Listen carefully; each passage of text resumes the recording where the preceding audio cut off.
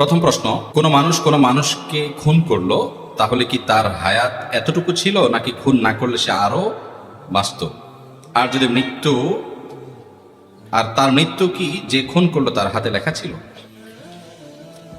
কেউ খুন হলো, এই ব্যক্তি যদি খুনের শিকার না হতো তাহলে সে কি আরো কিছুদিন বাঁচত কিনা?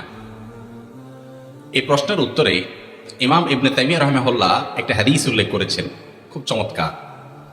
সে হাদিসটি পেশ করতে চাই।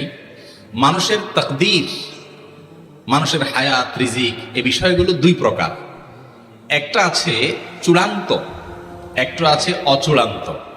চূড়ান্ত যেটা, এই চূড়ান্ত হায়াতটার মানে হলো মানুষ টোটাল এই পরিমাণ হায়াত সে পাবে।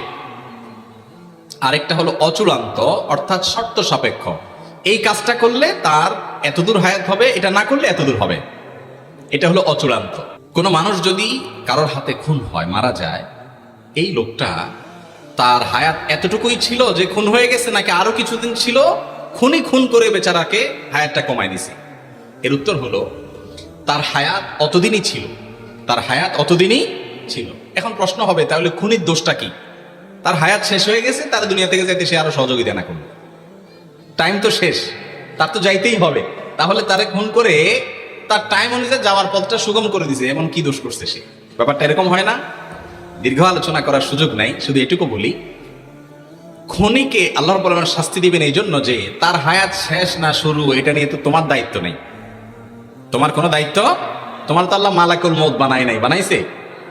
তুমি অন্য মানুষের হক রক্ষা করবে, কারোর জীবন যেন বিপন্ন না হয় সেই জন্য দায়িত্বশীল থাকবে। তুমি সেটা করো নাই, তোমার নিজের রাগের মাথায় হোক, ক্ষোভের মাথায় হোক, যেভাবে হোক, পাপের পথ, নিষিদ্ধ পথ তুমি গিয়েছো, সেজন্য তোমার শাস্তি হবে। আর ওই ব্যক্তির যে মৃত্যু হয়েছে, সেই মৃত্যুটা সময় মতো হয়েছে কিনা, আর সে বাঁচত কিনা, এ বিষয়ে বলতে গিয়ে একটা হাদিস বলছিলাম। ইবনে তাইমিয়া রাহিমাহুল্লাহ হাদিসটি উল্লেখ করেছেন যে মানুষের তাকদীরকে আল্লাহ রাব্বুল আলামিন দুই প্রকার রেখেছেন, একটা মুবরাম, গায়রে মুবরাম, আর একটা চূড়ান্ত, একটা অচূড়ান্ত। একটা ধরুন, ফর এক্সাম্পল, একজন মানুষের হায়াত হবে 60 বছর, চূড়ান্ত, এইটুক সে পাবেই। আর এরপরে এডিশনাল আরো 10 বছর আল্লাহ তাআলা কারোর জন্য 10, কারোর বছর 12, কারোর জন্য কোনো মেয়াদে আল্লাহ তাআলা এডিশনাল হায়াত রেখেছেন। এই এডিশনাল হায়াতটা বান্দার বিভিন্ন কাজের উপর নির্ভরশীল রেখেছেন। এর অসুখ হবে, অসুখ হওয়ার পরে সে যদি গাড়ি এনে যদি ডাক্তারের কাছে টাইম মতো নিতে পারে হাসপাতালে, তাহলে সে আরো এত বছর বাঁচবে। যদি না পারে, এর মধ্যে শেষ।